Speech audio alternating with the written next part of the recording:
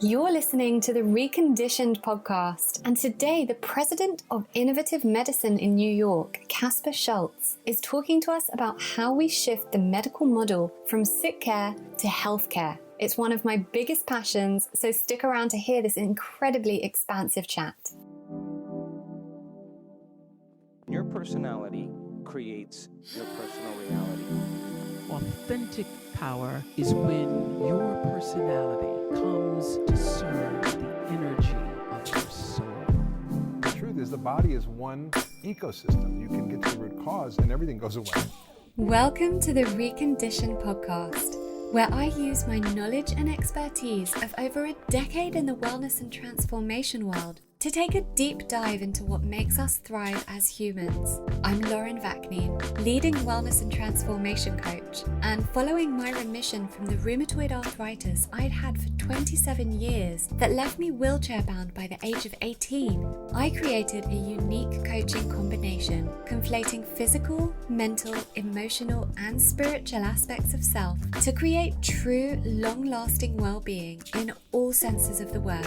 This podcast is one of the many free resources I've created to help you achieve the same. Whether you're suffering from chronic illness, raising children in a world of conflicting information, you're an entrepreneur wanting to step into your purpose, or you simply want to feel empowered and motivated to become the best version of yourself, join me along with expert guests as we uncover the most actionable and tangible ways to recondition ourselves back to wellness. Before we get stuck into the uninterrupted episode, I wanted to let you know why I am such a huge fan of the company supporting this season of Reconditioned, the Endo Clinic in Harley Street, who specialize in biological dentistry. Now, you might recall me speaking about my journey with biological dentistry, both here on the podcast and over on my Instagram, and all of it was conducted over at Endo.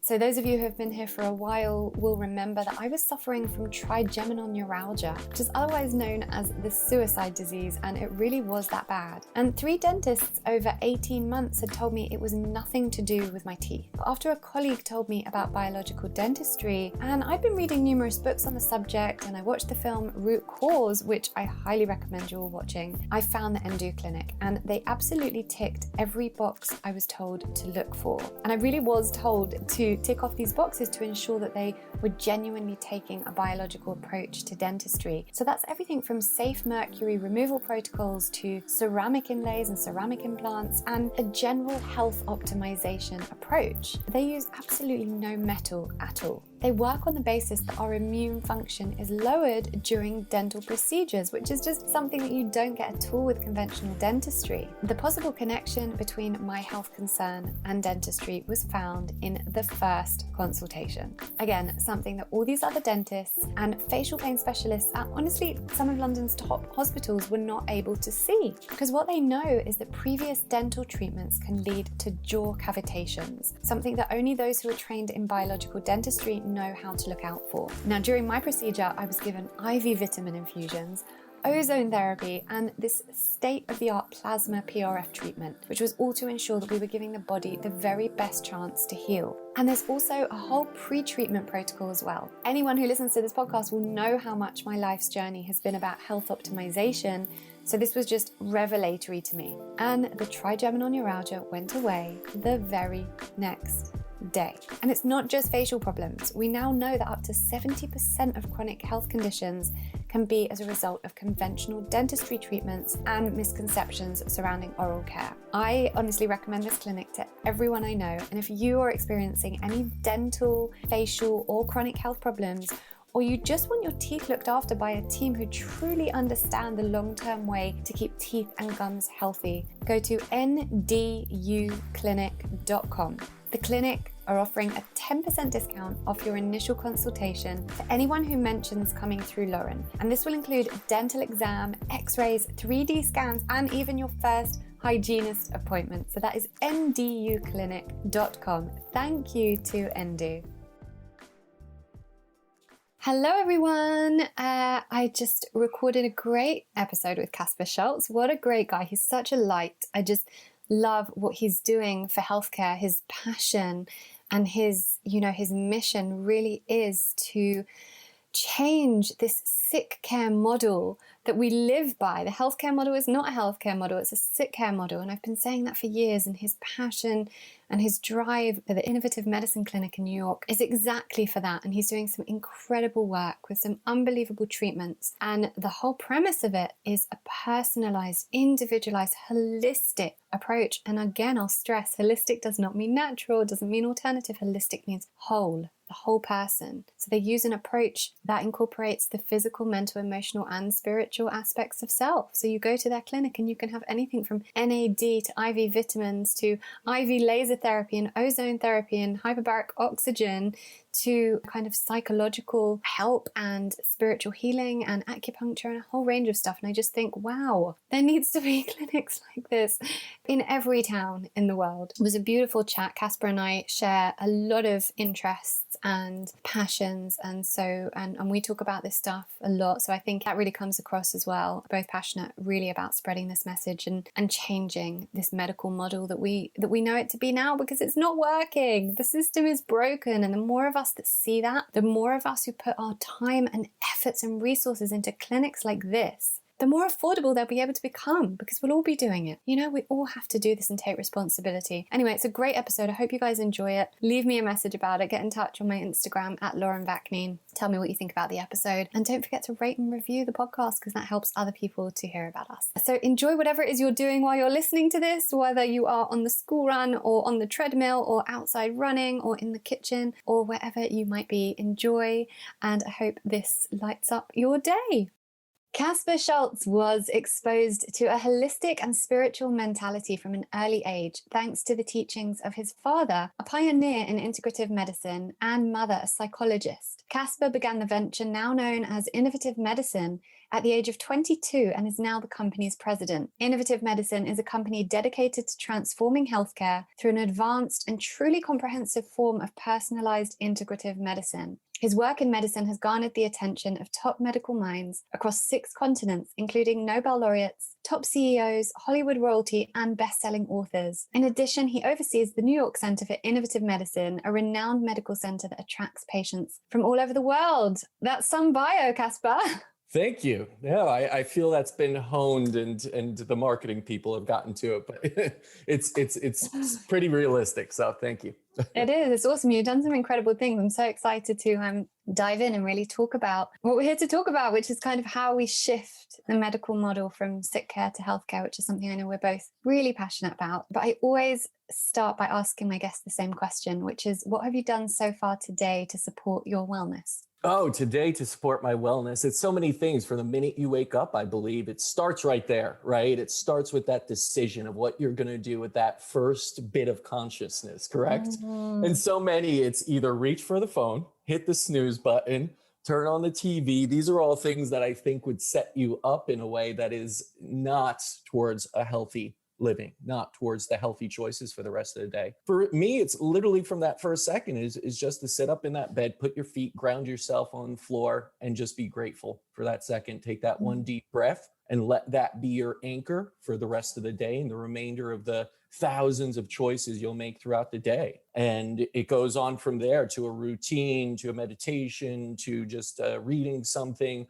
I mean, I shift. It's not so routine that it has to be the same thing. It depends how I feel. I do like to be intuitive in the way I do things, but I do think mornings are just so special and so integral to health. And everyone I've spoken to, whether it be doctor, expert, or just top performer, also reiterates that. Everything from making your bed. I'm sure you've seen that YouTube video of the ab roller or so saying, there's one thing you're going to do is make your bed because it sets the tone. And it's true. It is true that I think, in the morning, really take note of what you're doing.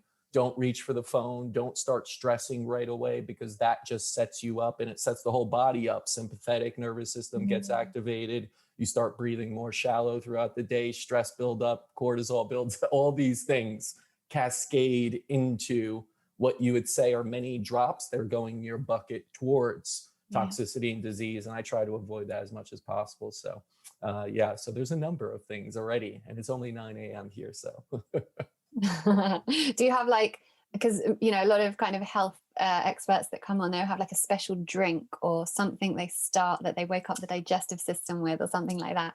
Yeah, you know, it's water first thing, really. I try to get it. Sometimes, again, it's always a little bit different. Like I was just doing a liver flush based on Dr. Linda Lancaster, who wrote Harmonic Healing. I'd interviewed her and read her book, and I was doing that liver flush, which is more like, you know, citrus and cayenne and all these things that get, and, you know, olive oil, they get the liver going in the morning. So I was doing that for, you know, a few weeks, but otherwise just switch to good quality water, structured water, a good glass as soon as you wake up. Sometimes it's just, if it's in the winter or just need a little bit of flavor, it's lemon water, right? And get that going. So I think it's important to realize that, you know, you got to kind of follow what the body wants. It guides you, just as symptoms guide you when you're getting disease, to be like, ding, ding, wake up, something's going wrong here. Here's the symptom to give you the clue to let you know that you need to change something. So there's no one definitive, you know, whether it's matcha or coffee, it always kind of changes. And if I'm a holiday, sure, I'll enjoy something a little bit sweeter sometimes too. Yeah, good. I like that. It's important to have that balance. So let's go back, because obviously for you, this started a very long time ago. You came to this lifestyle not because you had an illness or because something happened, but you were brought up with this. And for me, that's fascinating. And that's what I'm trying to do with my kids. And so I'd love you to tell us a bit about how that all started for you. Yeah, it's interesting because a lot of people like to say, what's your hero's journey? What was your point of kind of inflection that made you do this, that, you know, you hit rock bottom or you had that really, you know, incurable disease happen? It wasn't like that. I was born into this, and I was blessed enough to be born into it and not even know it, that my father was a doctor who came here from Poland, and my mother was a psychologist. And at the time I was born, he was already shifting out of the conventional paradigm. He was a very conventionally minded doctor when he started in the 60s and 70s, practicing medicine. Anesthesiologist, became chief of pain medicine at a large hospital, was doing surgeries and, you know, everything, prescribing, you know, all these different painkillers at times. And around the time I was born, he shifted. He was frustrated and he began searching for other tools out there in the world, because he said, this can't be it in medicine. I didn't come here to give people crutches and then see them come back a year later worse. What, you know, I could do better. He said, I want to challenge myself to do better. So he began to travel the world, and I got to come along for the ride because he didn't want to leave his family behind. So as a young kid, I was exposed to so many different cultures, so many different ways, and traveled to China, to, you know, South America, throughout Europe, of course, was big because he was learning European biological medicine.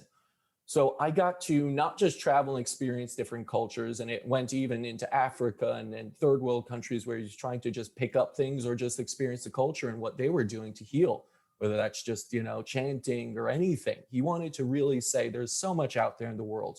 What can I go in, see if I could use it, experience it, see how it clinically applies, and see if it's worth it or not. He was still a skeptic. It's not that he suddenly switched and started, you know, doing shamanic healing from anesthesia to, no, but he did see that there was merit in a lot of what was out there in the world.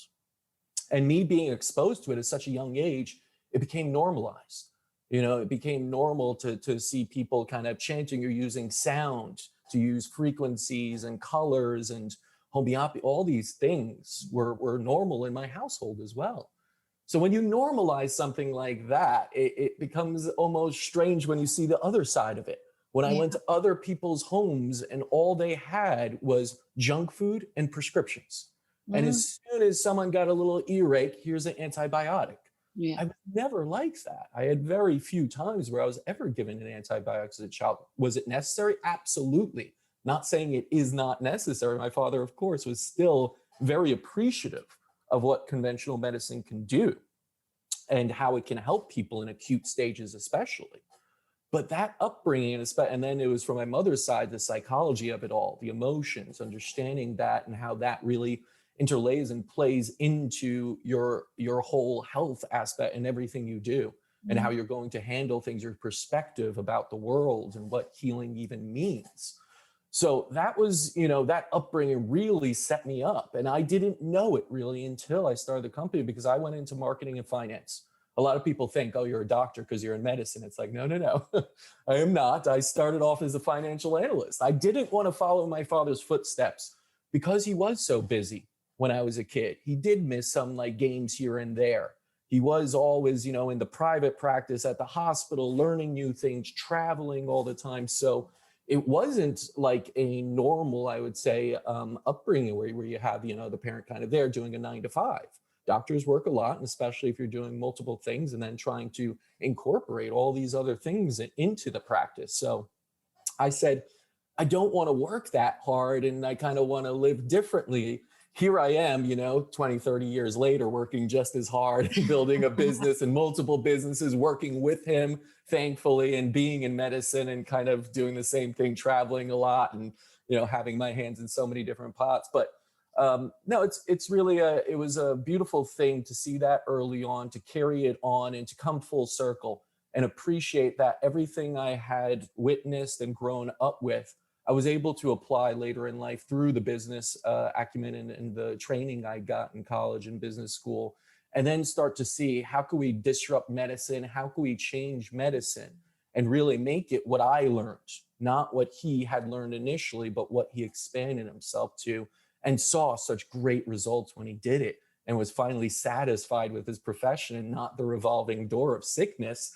but actually one that led people towards healing and healed them, and then saw them get better and better and optimize their health and no longer deal with chronic illness. So yeah, I always say I'm incredibly blessed for the upbringing that I didn't even know was happening to lead me to where I am today.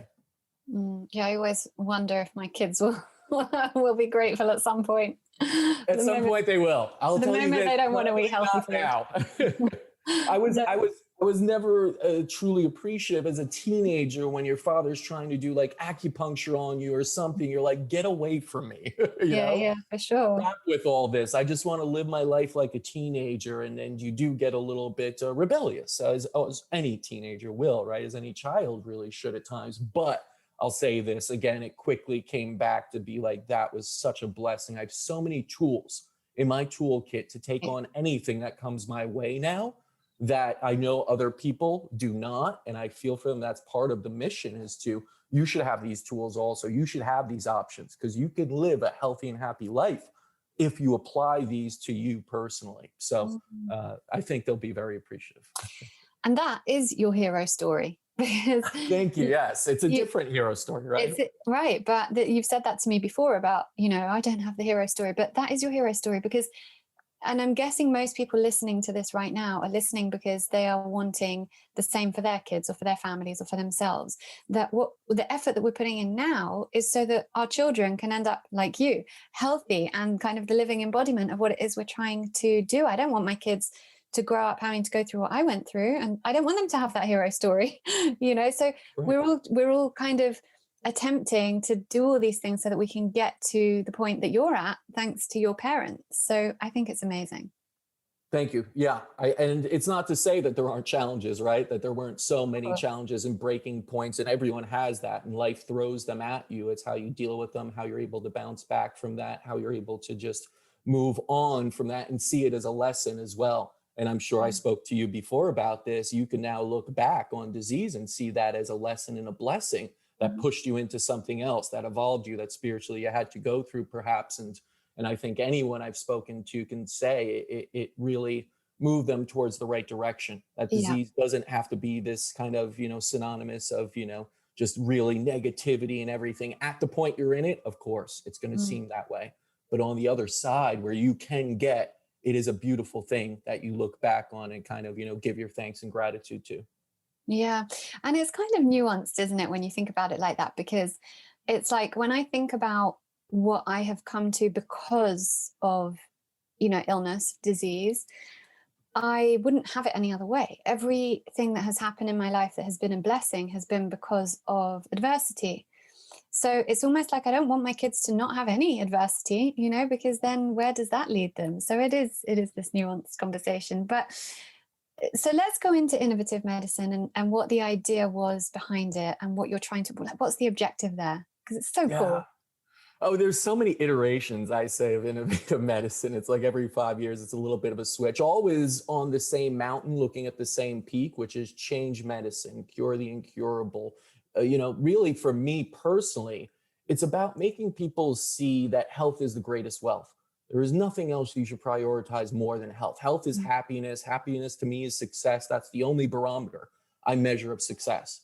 Too many people are like, oh, what are your accolades? What are your awards? How much money do you have? What kind of car do you drive? What's your job? That's success. No, I've talked to too many patients in our clinic that have all that and are sick as can be and miserable and would give it all up in a second. So all of these things embody the kind of, the peak of this mountain, the summit that I always say is my guiding kind of position of what we're doing with the company. But on the base, on like the starting point, it was literally my co-founder came to me and he was in medical school at the time. So this is a while back when I was still in college. And he said, listen, what your father is doing is pretty amazing and out there in medicine.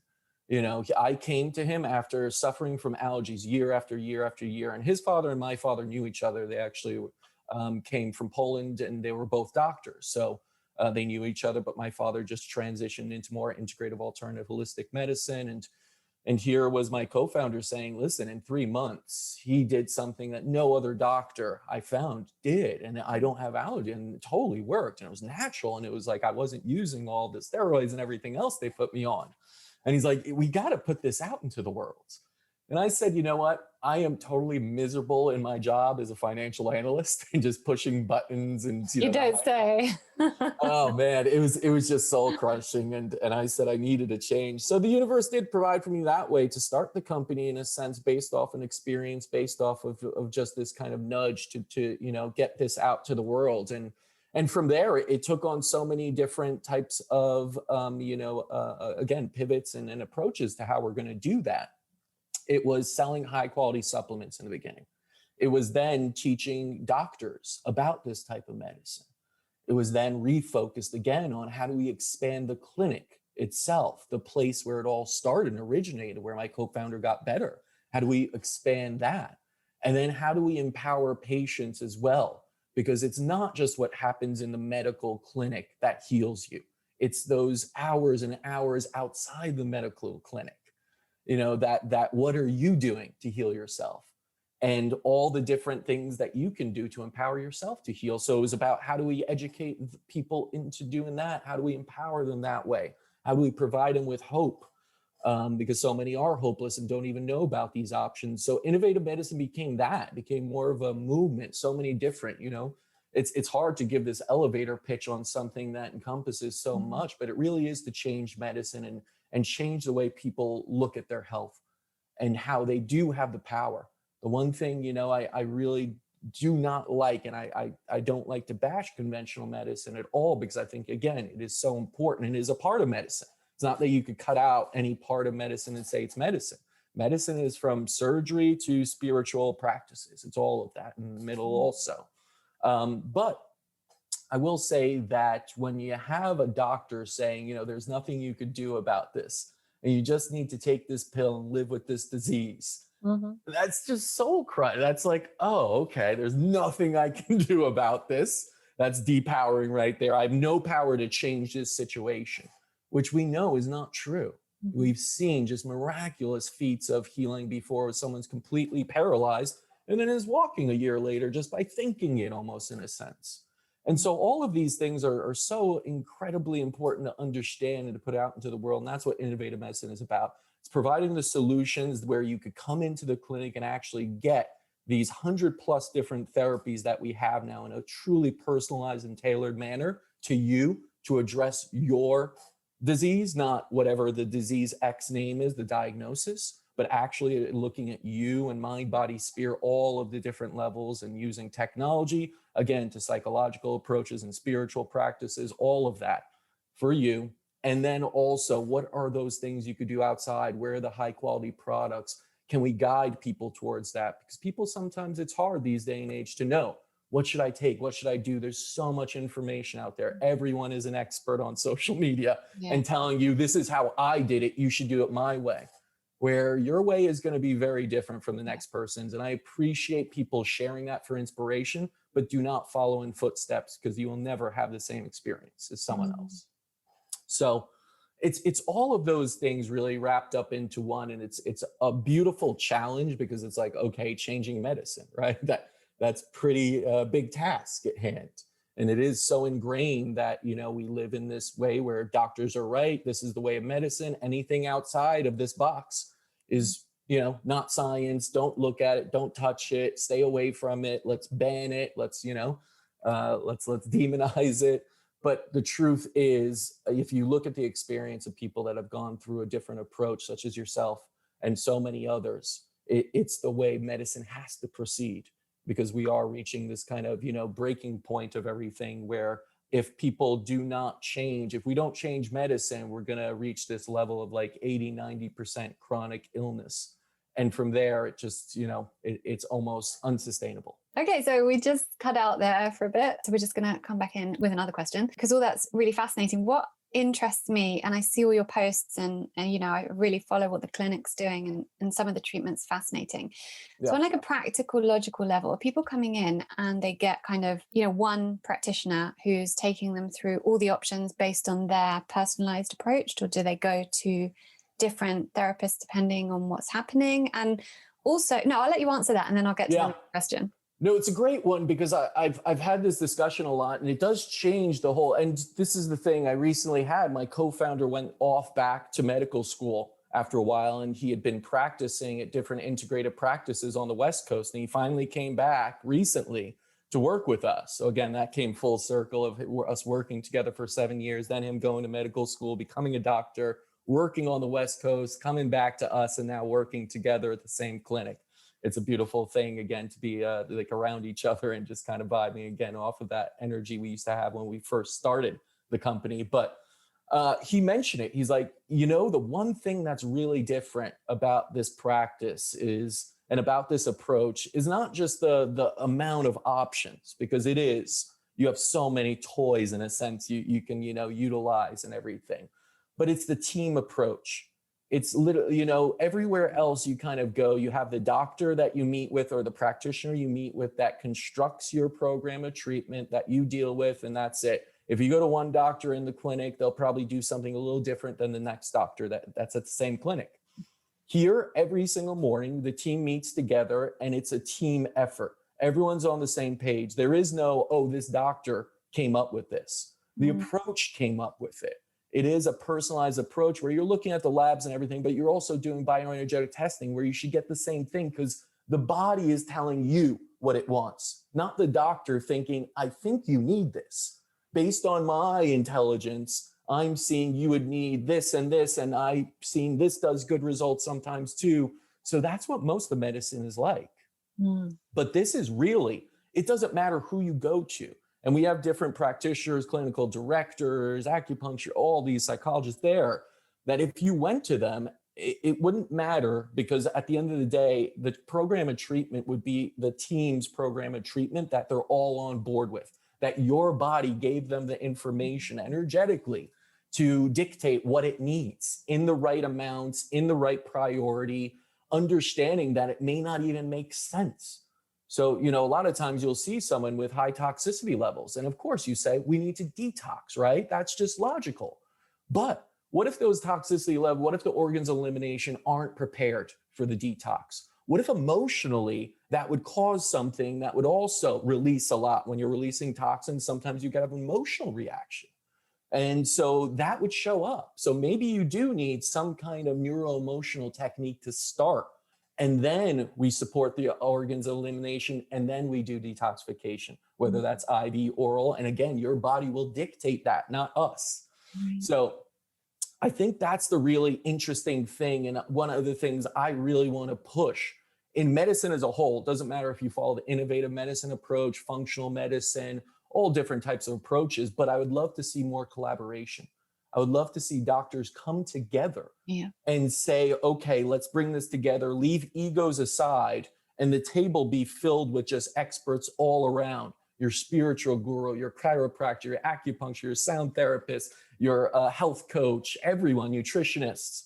That's what we do at the center. That's what we're trying to do. We're giving you everything from nutrition to spiritual practice and what you could be doing at home. Maybe EFT, some tapping will help you at home because you can't be in the center every single day of, for weeks and weeks.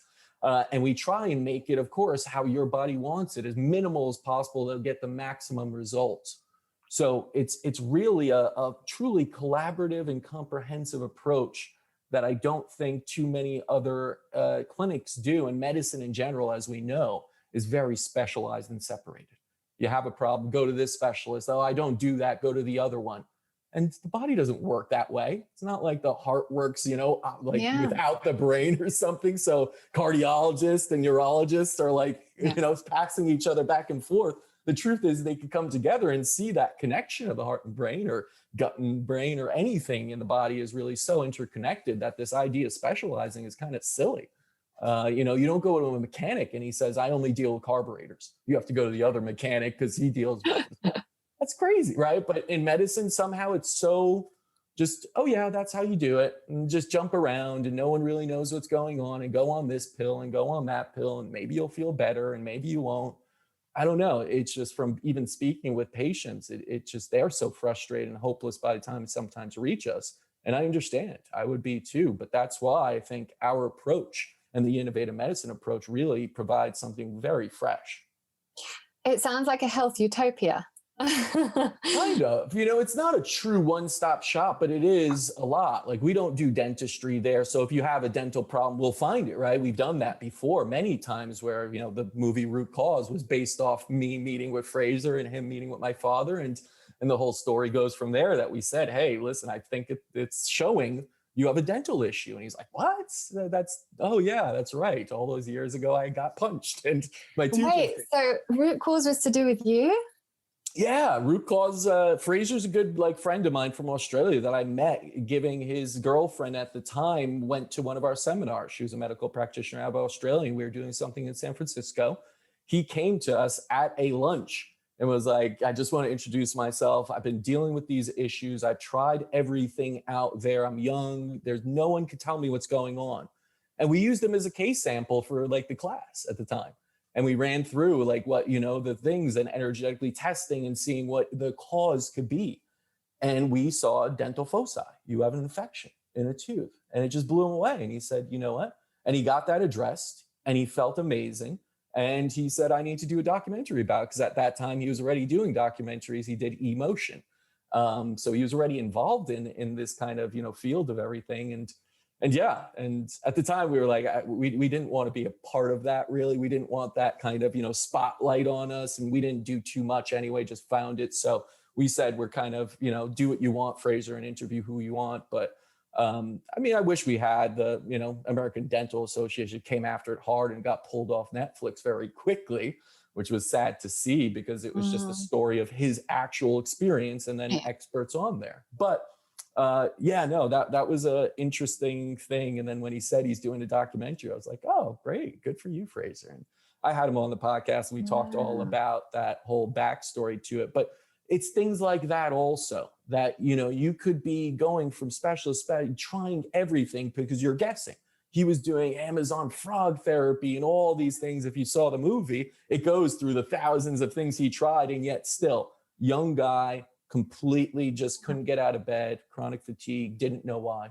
And when you broke it down and you had the tools and solutions available and evaluation methods to look at it differently, you were able to say, hey, everything's good, but this, your tooth, look at it. Yeah. He got it done. That infection was gone and his body could recoup easily.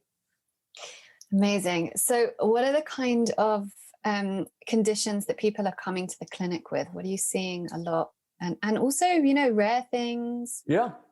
It's everything, right? Because the whole approach to our type of medicine and innovative medicine is one that we don't care about your diagnosis.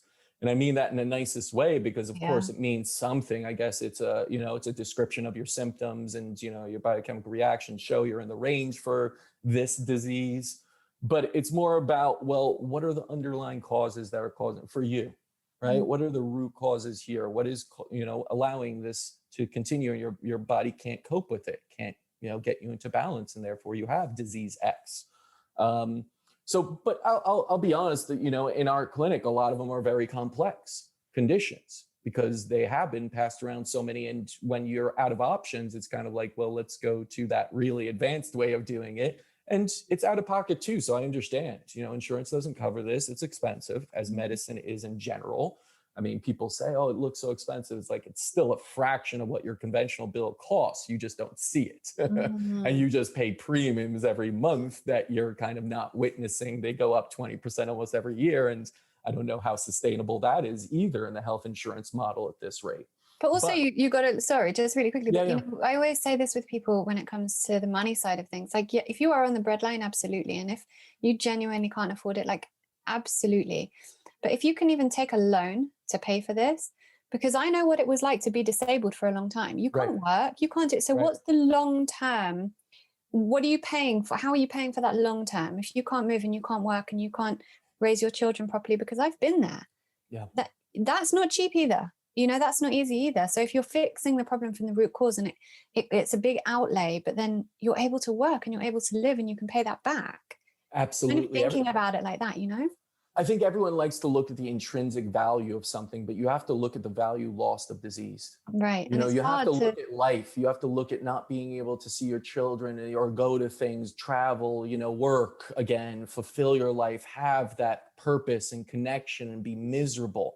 And then you say, well, this is going to, and I had someone recently I spoke with, and, they said it was really easy in the end.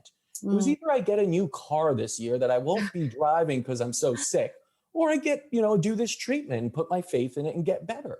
And that made it incredibly simple to say, I'm going to do it anyway. And again, I agree with you. There are a lot of people out there that probably say, well, that's for rich people, right? Who have all this money. But the truth is, no, you would be surprised at what GoFundMe communities, your friends and family will do to help you if you truly have conviction and believe in it. We've had so many of those stories. Yeah. These are not rich people. These are people who truly wanted to get better and had such conviction in getting better. They would do anything, and they took out those loans. They sold. My parents did that. My parents took a loan to pay for an integrative treatment to send me to Israel to have the treatment because we knew it was going to work.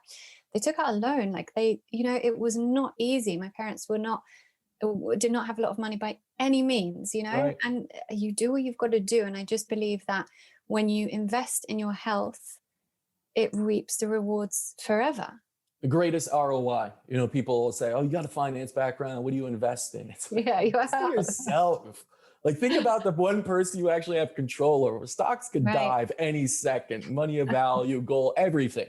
You have no control over that. Sure, it's a store of value and then the demand of everything you look at, and there are good investments you could say, but what's the best investment of living long, happy, being able to be more productive? You make better decisions when you're healthy. Decisions that will probably bring you more money, because money is just energy. So it's going to come to better decisions. So it's like, to me, it's not even a question. Like, just invest in yourself, invest in learning, invest in going to see the world more and experiencing, because that will make you healthier. It will make you have a different perspective where you can handle maybe stress easier, or see this is my purpose in life and this isn't the 9 to 5 that makes you miserable. I never understood it. Well, it pays the bills. A lot of things could pay the bills, right? Yeah. And it's not unrealistic to think that way too, because I've seen so many people that went through healing. And when you go through a healing treatment, you go through any treatment, you're going to change. You're going to evolve. That's part of it. If you don't, you're not healed, I say. Right.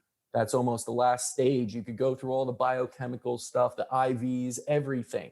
But if you're not going to spiritually evolve out of that, I don't think you're truly healed. And most people, when they go through that final stage, it's like, their purpose comes back. They start a new company. They do something radical, or, reconnect with, family they haven't seen forever.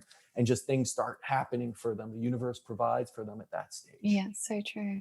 We went off on a tangent though, because the question originally was, what sort of conditions are you seeing? Yeah. So I'll now answer that question more. That's okay. I like these tangents. It's fine. One of the things we see a lot of is Lyme disease. It's not to say that we are Lyme specialists, because I don't think this medicine is about specializing in anything. It just so happens that Lyme disease is a very complex, dynamic, multifaceted type of condition. It mimics so many other things, so it's hard to diagnose first off. Borrelia is usually with tons of co-infections. It's never just Borrelia.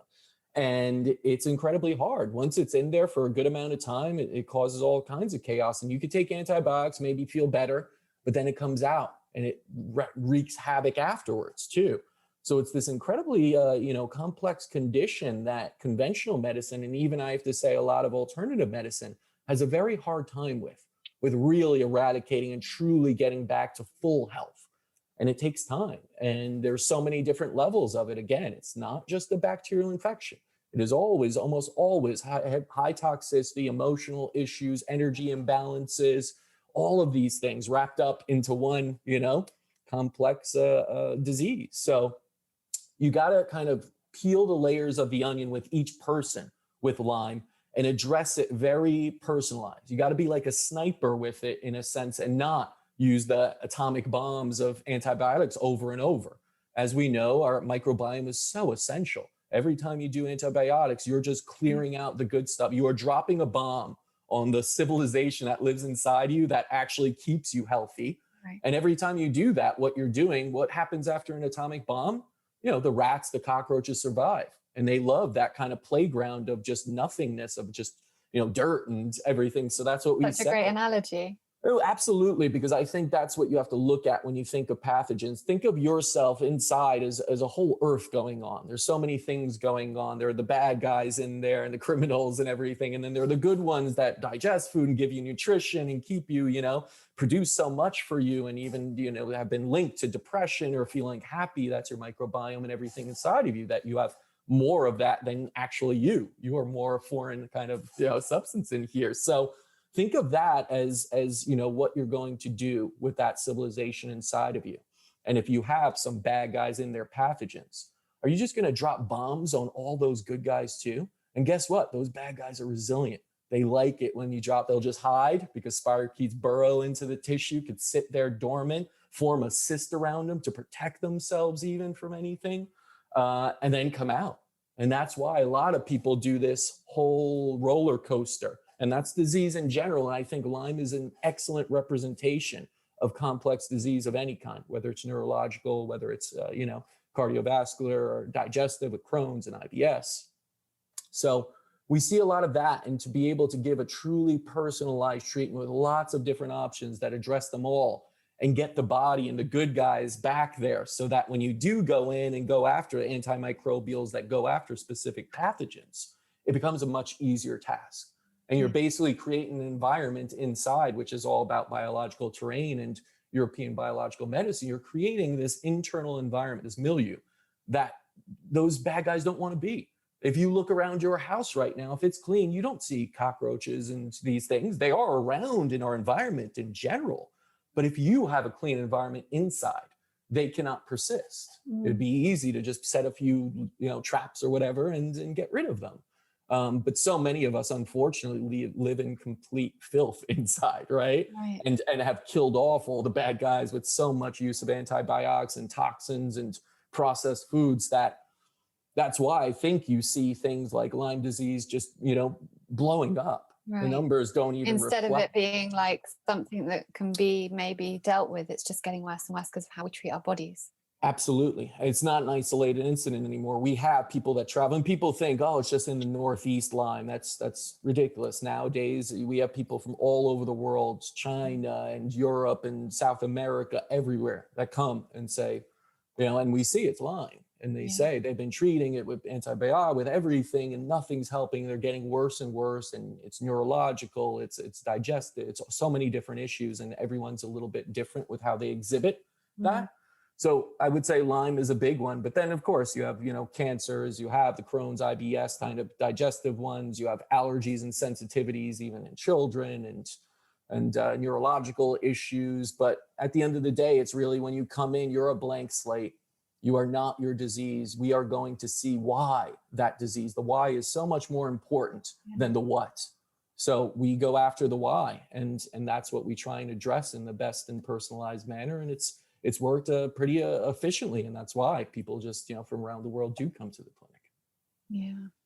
And what about, like, I see a lot of people who contact me have got these really complex issues because, one, illness has led to another, that has led to another, that has led to another, and they've been on drug after drug and antibiotics. You know, I know someone who was diagnosed with lupus, and then there was another diagnosis, and then trigeminal neuralgia. And so there's been the biologics and the anti-inflammatories and antibiotic after antibiotic after antibiotic each time she got more sick.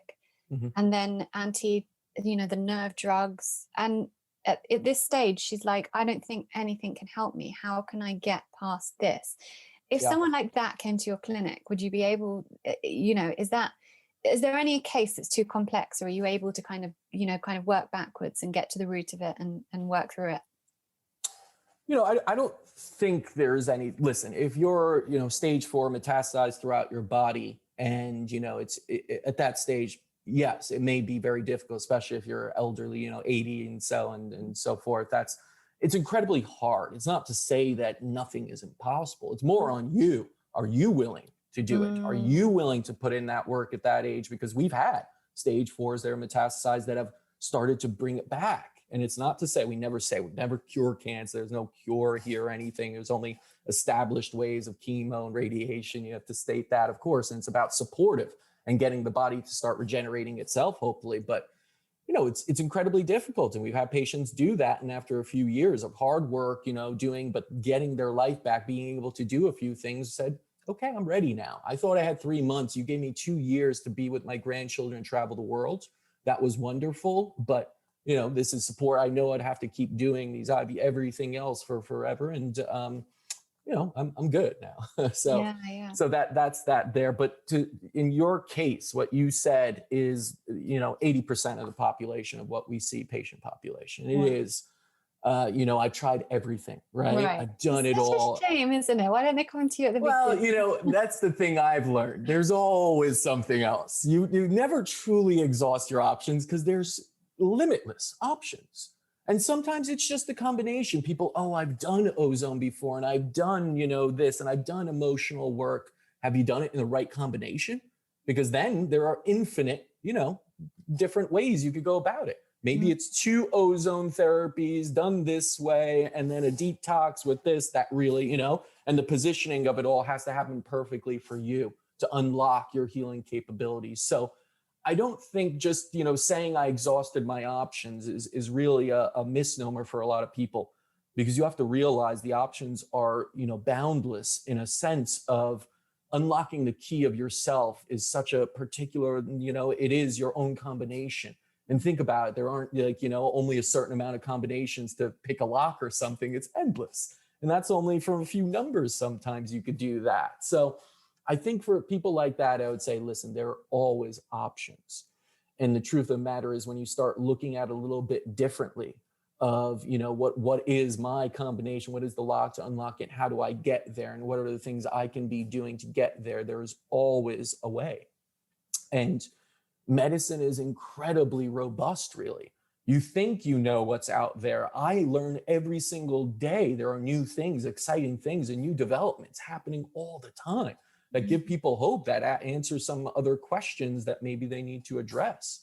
And our medicine is incredibly dynamic. We're adding new therapies all the time. We're traveling around the world still. Me and my father do this and go to places, and just go to Baden-Baden Medicine Week. And he's going, to Denmark to learn about a special acupuncture that can help with eyesight, restore it from macular. It's like, it's boundless. Wow. So when you look at it that way, it really gives you a lot of hope. And when you look at it as an approach that truly personalizes it to you, and not just says, I think this therapy could work, it really opens up the door of possibilities for anyone to be cured, in a sense, in their own way. So I would always say to anyone that's really hopeless, just don't feel that way. There's so many options. And if anything, take inspiration, at least from people such as yourself and others that have gone from that hopeless state like they were, and have gotten better and are now 100% living their lives and flourishing and healthy and always healing. You're always healing. It's not that you ever stop, right? I say it's a lifelong journey of healing. It's a beautiful one. But speaking, that's the beauty of what I love to do. I love to connect with patients, hear their stories, share their stories as well, because I know from speaking with patients, they all say, I just needed to hear one person that was kind of in my spot that got better. I just needed that because I was, Yeah. just in bed ridden and I was so hopeless. And then something came to me and I saw that one video and it led me to you guys, or it could lead you anywhere. I'm not saying this is, your only chance, Innovative Men. There's so many great practitioners, so many different approaches, and perhaps there's a better one for you as well. But there are options, is what I'm saying. At the end of the day, those complex and incurable, I don't like that word really, because you are yourself, that's you are not the diagnosis or, the statistics or number on a piece of paper. You are you, and believe in your amazing healing capabilities. You mentioned ozone and some of your incredible therapies. Tell me about some of these, because you've got some really cool therapies. Yeah. Which are your favorite ones? I like the ones that are visually cool, because you could say a lot of people love the kind of neuroemotional techniques, and you could say the EMDR or biofeedbacks and everything that kind of get your mind in the right spot and release some emotions, and you can feel very good that way. But I love the ones that I could take pictures of and that I'm looking at and amazed with. So, I've been big and I've been posting it. I'm big on the IV laser. I think that's amazing. Yeah, it looks incredible. I had Dr. Weber on, and it's great because my father was a pioneer during pain management days of laser therapy and utilizing low-level lasers as well as pulse electromagnetic field therapy, PEMF, for any type of pain or, any injuries. And it worked very well.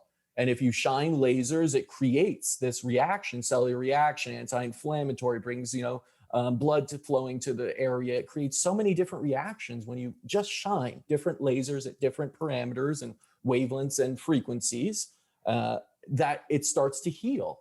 But then it was, and we had lasers, all types of different lasers, and we had the NeuroV, which puts a laser into your, nostril and shines it at specific points of the brain, even to stimulate them.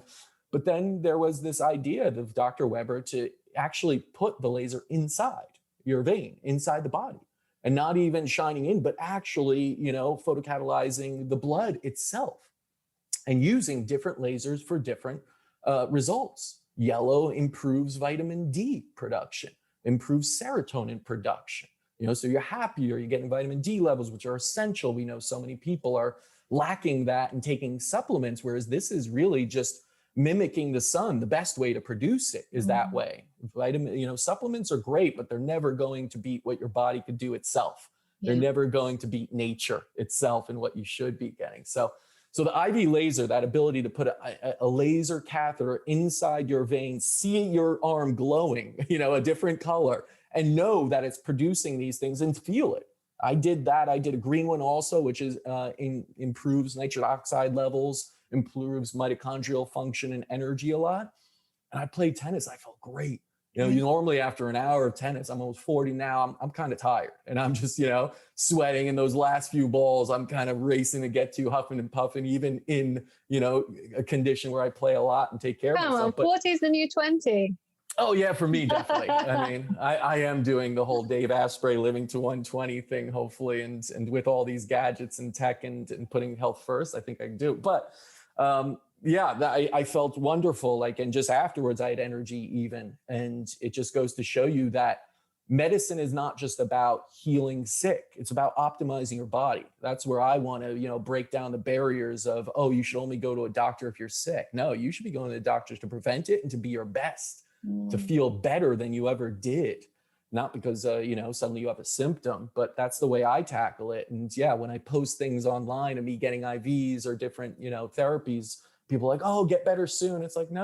I know, yeah. I am better. I am getting better, but I'm not sick here. I'm just optimizing my health. The IV laser is an amazing one that I truly like, and a lot of patients are enjoying.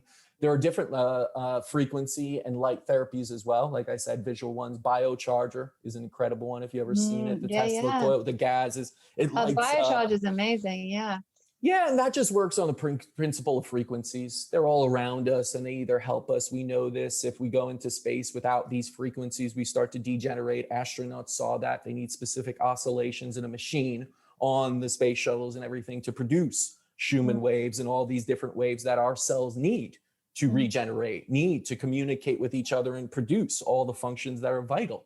for health. So something like Biocharger that you just sit around and you're like, what is it doing, right? And so many people is incredible, and it has so many different recipes based on the frequencies, and you just are in that range of frequencies.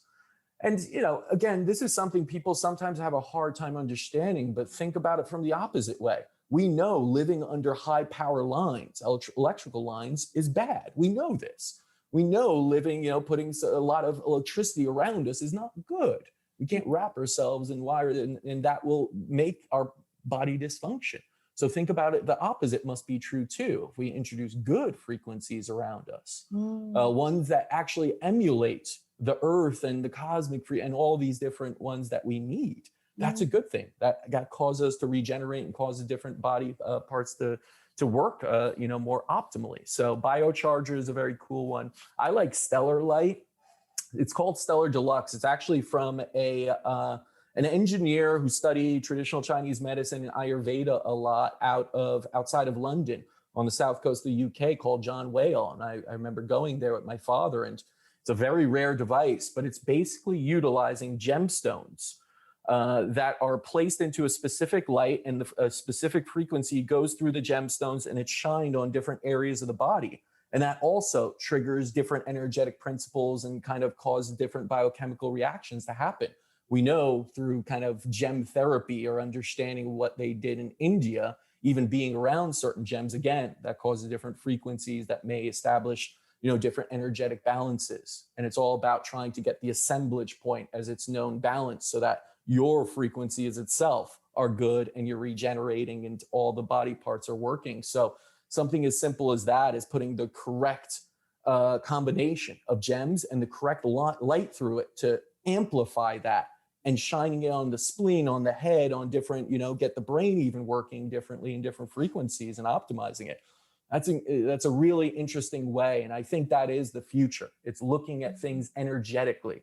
IVs are great. I love NAD drips. I love, you know, platelet-rich plasma kind of pushes into the body that stimulate stem cells, right? Those are great, but at the end of the day, it all starts on an energetic level.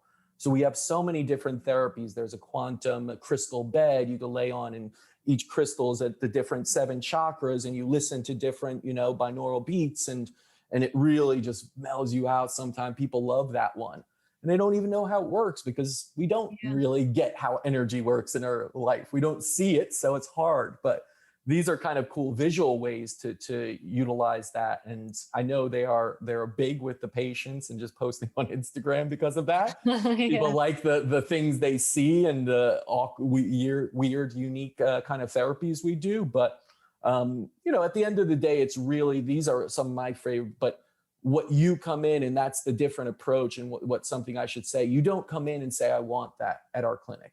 It doesn't work that way. It's, what does your body want? You may think you want it, but your body's really calling for something else, and we don't want to deprive you of that.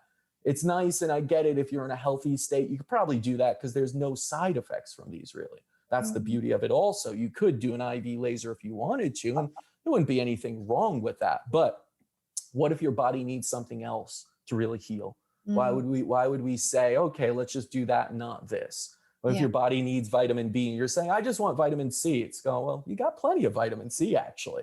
That you think you need it is something else. That what it's showing us is you need something else. So that's kind of the approach. Nevertheless, I do want to kind of start to move into this idea of opening it up to other people for performance, or just to experience it, just to get them involved a little bit more and see what it's like to do these therapies. So we are getting to that stage where we're opening the door a lot more to people, just doing tours, putting them in front of a biocharger, seeing how they feel, and just, you know, getting that awareness. I say experience is everything. Experience trumps evidence. It really does. Evidence is necessary, I think, especially in medicine, but clinical data won't show you how to heal, or won't actually give you a feeling of healing. Only the experience will.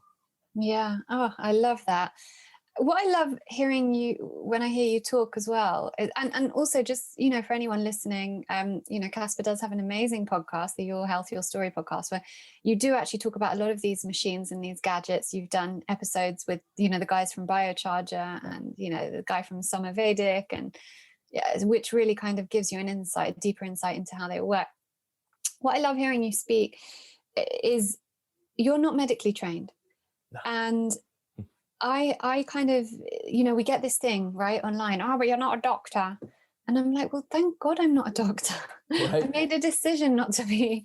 I could go to medical school if I want. I've certainly done enough years of research. I can read, medical studies and data as good as any doctor now. But your knowledge base is so vast. And it just kind of, I love to talk to people like you and kind of show my audience that you don't need to hear it from someone in a white coat who has a specific certificate. There are plenty of people out there doing amazing things who have a deep enough knowledge of health and what is required for health and for healing that haven't been to medical school. And that's why I love speaking to people like you. Yeah, I think, listen, there is an appreciation for a doctor. I definitely have. My father's a doctor. All good friends are doctors. I have thousands in my network of doctors. But at the end of the day, they're not, some kind of special gods out there. They're not gods. That's the thing. It's not appreciating. They screw up all the time. Half of them are sick. I see them in our clinic all the time, right? It's like, so, we have to understand they're still humans. They're fallible. They specialize in things normally, especially the doctors that are trained today are a little bit indoctrinated in many ways, don't know things about other things. I mean, I remember recently, it was before the pandemic, I was in Portugal and I was in the airport and I was picking up sardines because that's big in Portugal. And they have at the airport, they have different years, of birthdays and whose it is. So you could get one for a friend whose birthday that is. And so I was doing that. And I remember someone came in there and said, oh, are these healthy? Like, I thought these were, and I'm like, actually they are, the fatty acid and omega-3 and all this, and kind of, told her, and she, I would never know. I'm a cardiologist and I never knew that. Unbelievable. Wow. It was, again, it just goes to show, cardiologists knew maybe some surgery, what a statin does, that can reiterate the clinical data very nicely, even though that, I would say IBM Watson's much better at telling you the data because it'll be up to date and processing it much quicker. A doctor only knows a certain amount, what they're told, what's within their kind of awareness and what they're doing. But they're not the end all. Doctors may know a lot about something and may know very little about something else. And unfortunately, the things they know very little about, they will tell their patients to stay away from. And that's the truth of it, because medicine as it is a very medical legal thing. You're trying to avoid risk. So you got to tell worst case scenarios and scare the hell out of them. You got to tell them anything that they are not familiar with, don't touch. It may be bad for you. They don't know the cutting edge kind of stuff coming out on nutrition most of the time. So that doesn't really matter because, it's your genes anyway, and this pill will address that. Right? And it'll keep you in check and manage your disease. But that's the thing. Most doctors don't heal. Most doctors aren't taught to heal. Right. If you have a chronic disease, how many of those are you, going to actually not have a chronic disease after visiting a doctor? Yeah, exactly. You'll be on a pill, but you're told for the rest of your life, you'll have that. But this pill will cure. And if something else comes up because of the side effects of that pill or it's not enough, we got another pill for that. Right. So I do think that doing your own research, I think you need to respect. I've seen this happen a lot where patients come in and start reiterating WebMD to one of the practitioners at our clinic. And trust me, no doctor likes that. I'm not saying it's not necessary. At times you could bring up, what about this therapy I heard about? That's great to be inquisitive and even skeptical at times. But I think at the end of the day, this is it. You got to trust your doctor to work as a partner with you. If you don't have that trust that the doctor is going to, or your medical team or whatever, is going to give you a plan of action that you want to execute and that you can do, you shouldn't be going to that doctor. You shouldn't be even seeking that type of treatment then. And that's why I feel that innovative medicine, what we're doing, is not for everyone. It's not. People want the easy way out. They want the pill. They don't want to switch the way they eat or change their job. That's really high stress and probably causing their illness. Then this definitely is not for you, because you can't pay your way out of that. And if you're not willing to make changes yourself, real drastic changes in some cases, then this medicine is not for you. Then conventional probably approach of just taking a pill and subsiding symptoms is the right way for you. Yeah, I totally agree, because it's so half of the battle is kind of taking ownership of your healthcare, your well-being, yourself, and knowing that it has to come from the work you put in.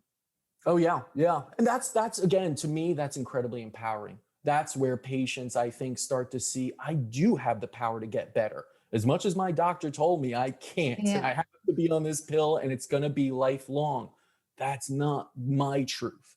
It may be someone else's truth. And if you believe it, that belief system will kick everything else in your life, and all your actions will then result in, I will always be like this. I need this pill to survive. It's the only way. Whereas other people, once you change that belief or open yourself up to something new, you will see you have so much power. The body is amazing at healing itself. You just need to give it the right tools. It's out of whack right now. It's out of balance. Get it back in balance, and you'll see how miraculous it is. Yeah, I totally agree.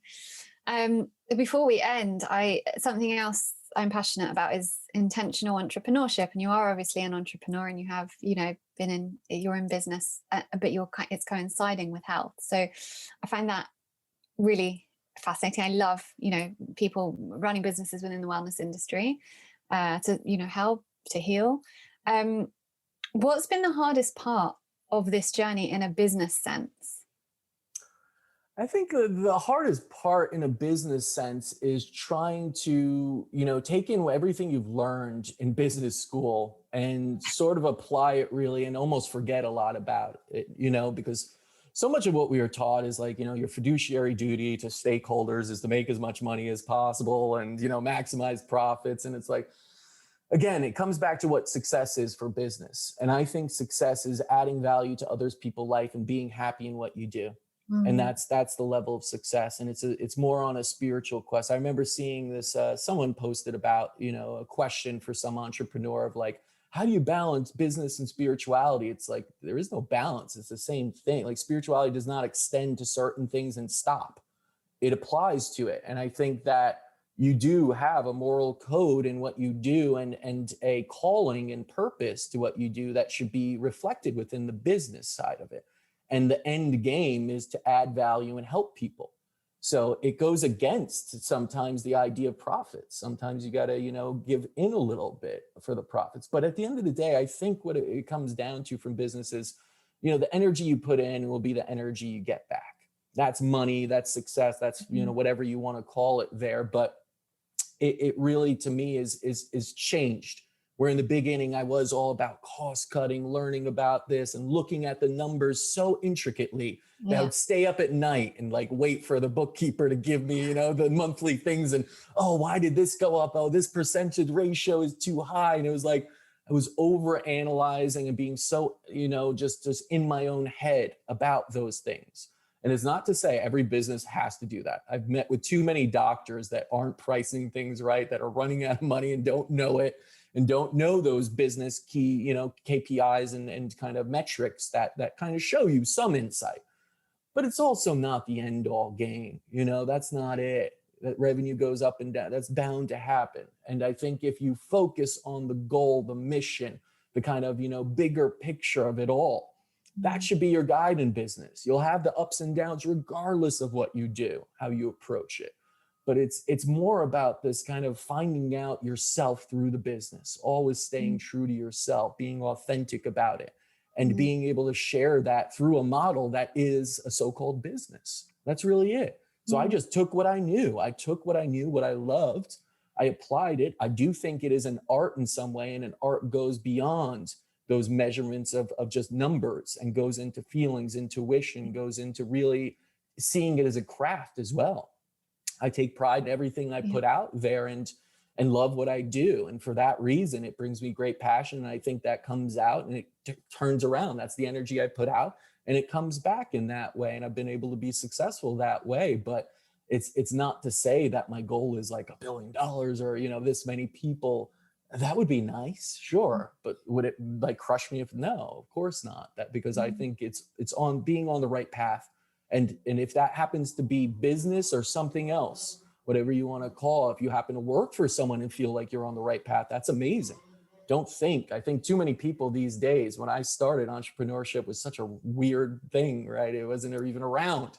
Like, what is an entrepreneur in the early 2000s, just starting and, didn't even have classes in my business school about it. But now it's like everyone wants to be one. It is the cool thing to do. But it's not for everyone. I mean, there's real downsides to it. It's incredibly hard at times, incredibly lonely at times, incredibly trying. But you got to have true conviction, and it has to be in your purpose, your path. Yeah. And so if your path is one to walk alongside someone, but feel like you're doing and adding so much value to a company, to a cause, then that's an amazing thing also. And that's going to really fulfill you too. So it's really being in touch with yourself. And I think business it's just about finding yourself and how you're going to kind of present that to the world and to be able to add value. I love that. Beautiful. Yeah, because a lot of my listeners are, majority women, a lot of them running their own businesses, a lot of them running small businesses, very much with an objective or an intention of serving from all kinds of, different ways of doing that. But so I know that, these conversations often inspire them.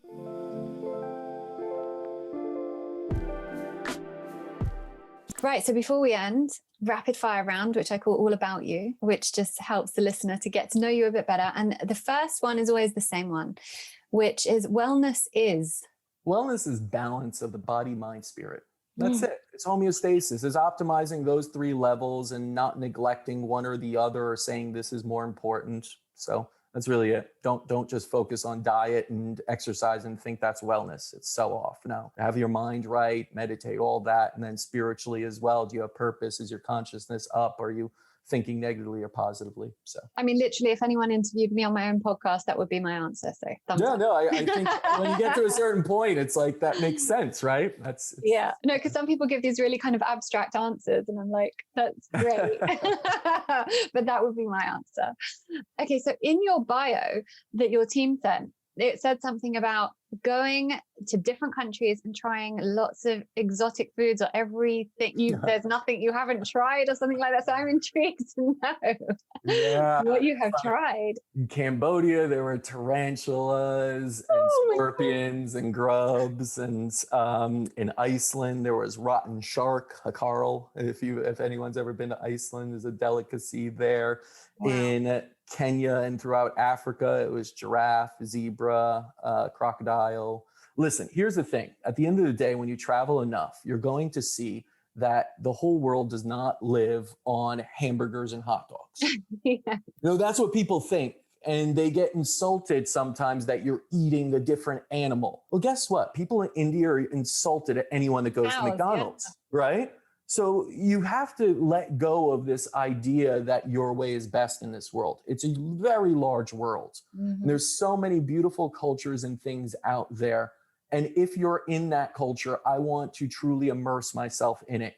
I want to go to local spots. I want to have that food. I want to make sure it's cooked well so I don't get a parasite. But I love trying it. And it's not to say I like it. Tarantula though. Come on, Caspar. Tarantula wasn't bad. I mean, that was in a Cambodia. I was in Siem Reap, and it was like a French good, like very well known, I guess, chef that does it in specific ways, more westernized than what you'll just get off street carts, let's say in Bangkok, of just a tarantula on like a stick that's just under fire. Listen, will I eat it again? Probably not, but I definitely wanted to try it. I want to expose myself to as many things and see how people around the world live, because some people live off that. You know what I mean? Like some people eat like crazy stuff all the time. And again, is it crazy even if that's their norm? Are we crazy because we eat all processed things that is not natural? Is not a tarantula more natural than a box of Cheez-Its? I would say absolutely.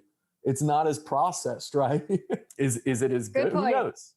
I've always done that. I will continue to do that. I love the idea of just being out there and immersing yourself in different cultures, learning about different things, seeing things in a different perspective. And if part of that is eating something weird or disgusting to some, so be it. Okay. What health hack should everyone be introducing to their lives? Oh man, I think this one, I'm going to go back to how I started my day. It's like, mind the quality of your water is a health hack. Structured water. Stop thinking filtered water is like the best or good. Stop thinking Dasanis are good for you, because that's just, it's water without impurities, but it's also dead water, you could say. Start learning about Emoto's work and understanding that we ourselves are mostly made of water, and that water is insanely critical to every single function in our body. And the quality of water is so important. Again, people get this really well when you talk about a really nice car that costs a lot. You're putting premium gas into it, right? You're paying extra for it. Yet somehow people think tap water is just fine. And it's not. I'm sorry. There's qualities to everything. And if you haven't seen all the stuff that's in tap water, just look it up. Everything from pharmaceuticals, fluoride, all these things are bad for us. And yet that's the thing we need most is water. So invest in structured water, whether that's, using gemstones like Gem Water. I interviewed her and Jeanette Sinesio about how gems structure water, or you're using something like a U matrix coaster, which uses special frequencies in ceramic, or you use Soma Vedic. There's so many different ways. There really are. And I'm not going to push any single one because you could do it in so many, even, having filtered water and praying to it can change that. Again, Emoto's work, saying words to water. Yeah, I know that through homeopathy, because with homeopathy, you can put, like, if you don't have the right remedy, you can write the name of the remedy and put your water on that piece of paper. Absolutely. That's what Emoto did. And then he flash froze it and looked at the crystallization. And you have beautiful structured crystallization under those. Under ones with hateful word, negative words, you had kind of disgusting. Or if you had tap water, it looked like mud almost. There was no structure to the water. It was your body wouldn't be able to utilize it as much, really, is what we're saying. It's like, one person said, the water isn't wet for your body. It's just going in and coming out because your body doesn't even want it. You'll just urinate it right back out if it's bad water, in a sense, whereas wet water is hydrating, is life-giving, it is structured, it gives information to each cell on how to properly work almost. So that's a hack that I think is so simple at the end of the day, and just drink more water of it, of structured kind, and look at the quality. Don't drink plastic, drink out of glass, like all these things. There's so many things you could break down about this one thing, water, that is so essential to life, earth, everything. Without water, there is no life whatsoever. So, that's a interesting hack. And I continue to learn more about the awesome power of water, and it really is healing. How can you use Soma Vedic for water? You put your water near it? Just near it, because it's the same thing. I mean, when I spoke to Yure and he kind of discussed how it works and everything, there are different rocks elements inside the Soma Vedic, and it's kind of giving that off. Different combinations are used. I think one of them is specifically for just water. So they have different models, but I think most of their models actually help with it. So you could go like full on. We have an infinity water charger, which is from Italy, that uses different ceramics and like a spiral that comes from the filtration system under our sink at the clinic. So we pour water into glass jars. So it's filtered, it's remineralized in a 13 process kind of filter itself. So it takes out, it uses all the UV, everything to kill anything and remove any impurities. It remineralizes it, because that too, you want minerals. Dr. James D. Nick is all about that when I spoke to him, the mineral fix, and how important things like Gerolsteiner water can be also in giving you minerals that we were lacking. And then to structure it. And then even after that, we put it on a coaster U matrix, which also gives a frequency that structures it. Oh, wow. And we have a Soma Vedic by it. So it's like, we're probably overdoing it. I did this, and the team's like, for everyone listening. For everyone listening, you don't need that. Yeah, it's going to cause a lot of overwhelm. You don't need all of that. No, I'm just saying you definitely have options, and to just learn about some of these is wonderful, because I really think that's just such a foundational piece. Water, right? Yeah. We need it. Our bodies require it. So much of us is water. Why not focus on that as the hack to get to the highest quality possible? Absolutely. You'll have to send me information about those coasters, because I'm a bit fascinated now. Yeah, I'll send you one. They're great stuff. I love Pierre Nicolas out of France kind of has been doing this work into how to EMF work, but also structuring and frequencies, how water works around these different frequencies. So. Wow. Okay. So last one is, what are you most enchanted by in a person? I think I'm most enchanted, I've realized, in passion. If I could connect, and here's the thing, I hate small talk. I'm such an INFJ, and if you don't know what that is, introvert, Myers-Briggs, right?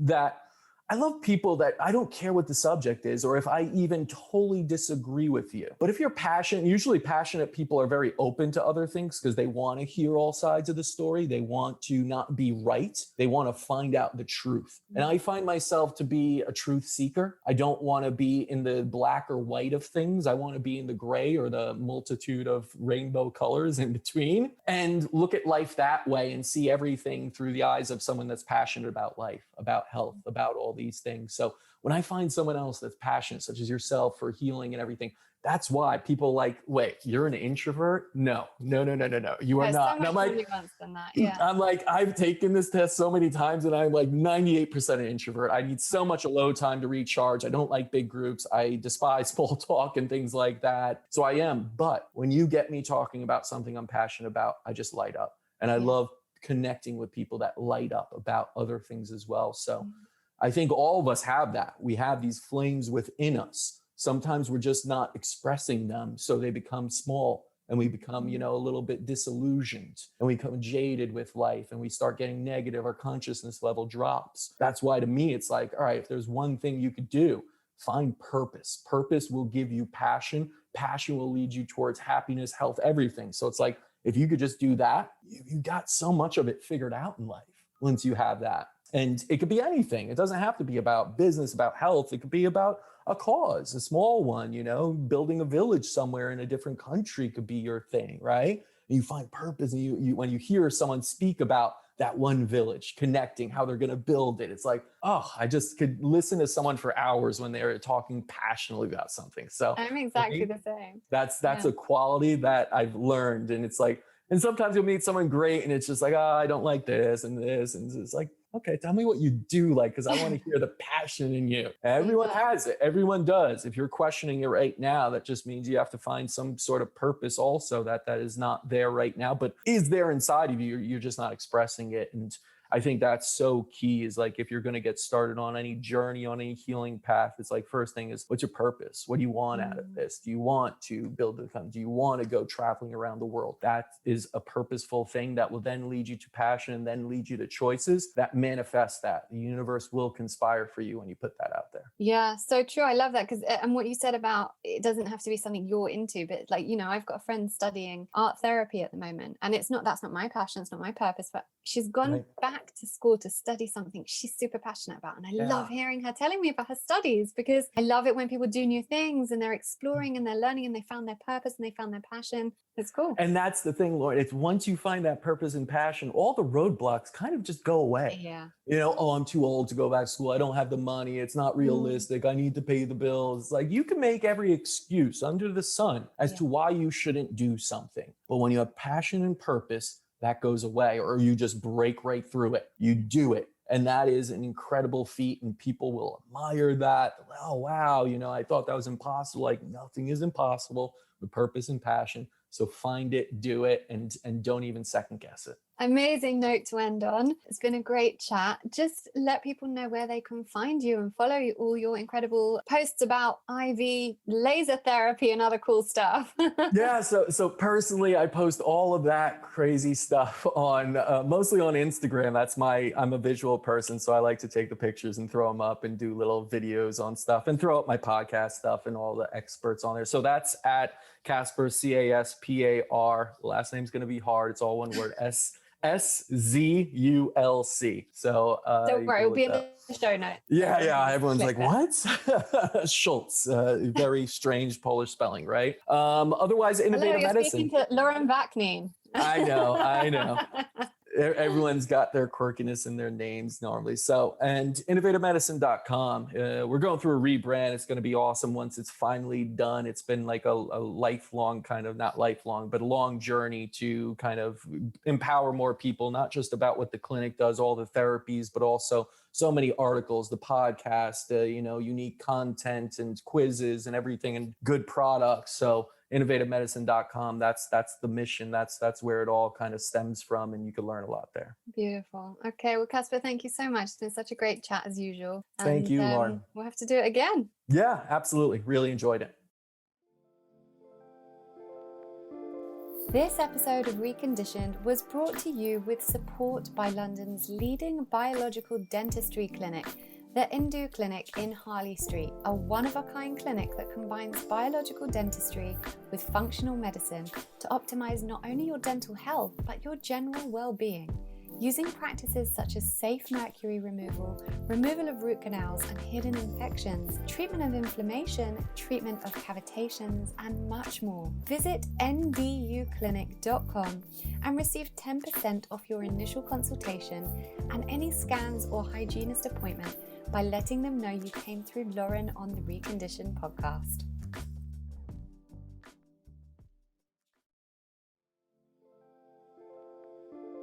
Thank you so much for choosing to listen to Reconditioned today. I'd be so grateful if you could subscribe and maybe even leave a review if you enjoyed this episode. And better still, if you could share with friends and family who could benefit from the content, that's what I'd really love. I just want us to share the love so that everyone can understand how to use an integrative approach to life and health. For more free resources, visit laurenvaknine.co.uk and laurenvakninecoaching.com.